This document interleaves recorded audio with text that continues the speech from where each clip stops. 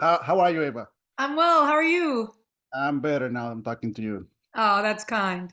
I saw your movie back in Toronto, and it's one of those movies that stays with you because it's so much to think. And where I come from, you learn new things. When I moved here, I knew things about how being black in this country because it's different being black in Dominican Republic, where I come from. And like, do you believe that we can have education from movies? Because I think your movie it's highly valuable on these times. There's a lot of misinformations out there. Yeah, absolutely. I think that films do many things. They educate, they spark our curiosity, they help us be more empathetic to other people, but they definitely educate. I remember seeing, a film called Philadelphia with Tom Hanks and Denzel Washington years ago, and was educated to, facts and about the HIV/AIDS crisis at the time, and it really stirred my empathy and my understanding of what that was, and calmed my fears about it as a young person. And so, films do so many different wondrous things. That's why I think they're magic. And that's why I'm so happy to be able to make them. Because people still talk about the Bread of the Nation from 1925, and your movie is the opposite of what movie represent. And that's why I asked that question, because I have friends that they still talk about this movie in classes in universities, and so many other movies. And the journey that Isabel has, it's just the opposite of what that movie represents.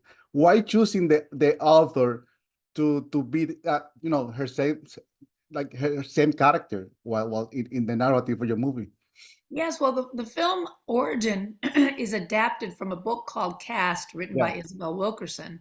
And the book Cast is not a story, it's a nonfiction book. So, in some ways, it's like a textbook, right? It's yeah. a book that is giving information. And the author is a beautiful writer. She uses a lot of anecdotes. She has some characters there, but it's not a character based beginning, middle, and end where you're following one person through a story. There's no story. And so, as I try to make that into a narrative film with actors, I have to find a story. And so the character that I decided to focus on is the woman who wrote the book herself.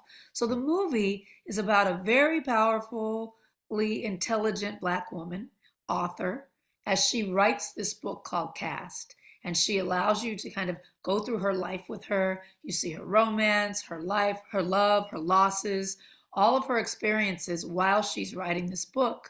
So it's kind of two stories going at the same time. You're in the present day with the writer, and then you're in the history that she's researching.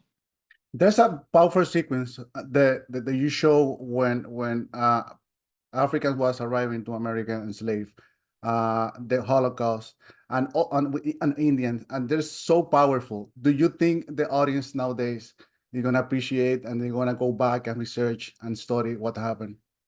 Well, we've been showing it to audiences in previews since September at different film festivals and promotional screenings. We come out on January 19th Mhm. in theaters nationwide here in the United States.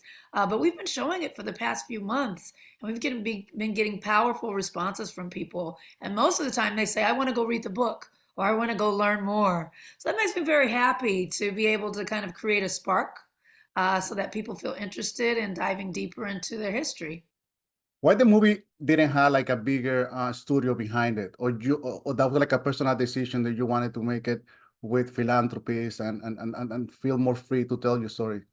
Yes, we raise the money ourselves through philanthropic organizations. So, at the end of a PBS documentary, you hear with the support of the Ford Foundation, we went to the Ford Foundation and we went to some of these other nonprofits to say, hey, have you ever thought about making a film with your money? And they said, yes, let's do it. And so what that did is it gave us freedom. Freedom to be able to cast Anjanou Ellis Taylor in the lead. No one's saying, no, you can't cast her. She doesn't have an Instagram you know um, to be able to shoot in 37 days in three continents on a small budget. Most Wow. studios would say, well, you can't do that, you don't have enough money. Well, we can figure it out, and we did.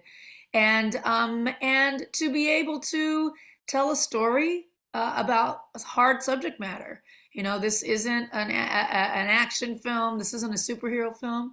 This is a film about ideas, about our history, about where we are now, about things that really matter to our everyday life, and that is a little different than what we usually see coming out from studios.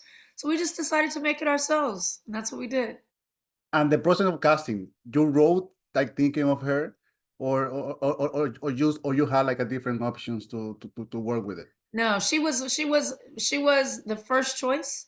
She was the only person who was ever cast. And Aunjanue Ellis Taylor, she was nominated for the Oscar 2 years ago for King Richard. Yeah. I'd see her from Lovecraft Country. I had worked with her in my show When They See Us. And so she's just an exceptional actor. And I was really thrilled that she said yes to come and play the role of Isabel.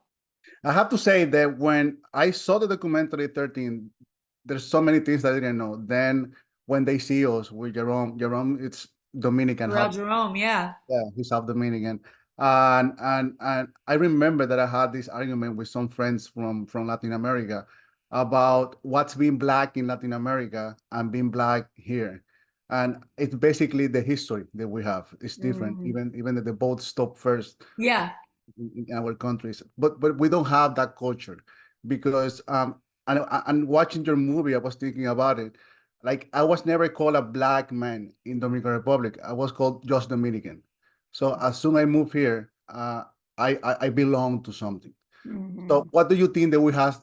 Why we have these differences in opinion if we all come from the same place? Well, it's not our choice. The Yeah. differences were dictated and defined by a group of people that made those segregations and those separations so that they could hold on to power and status.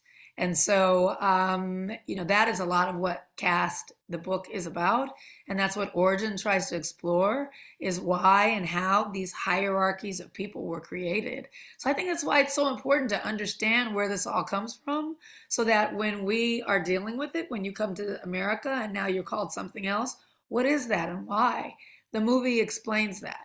And the book goes even deeper. And so I would invite people to check them out. I'm curious how people in Latin America, in other countries, are gonna react to watching this movie. Same, same, same. I'm looking forward to it. Ava, thank you so much for your time this early in the morning. Thank you. Thank you for taking time for me. Good to meet you. My pleasure, totally.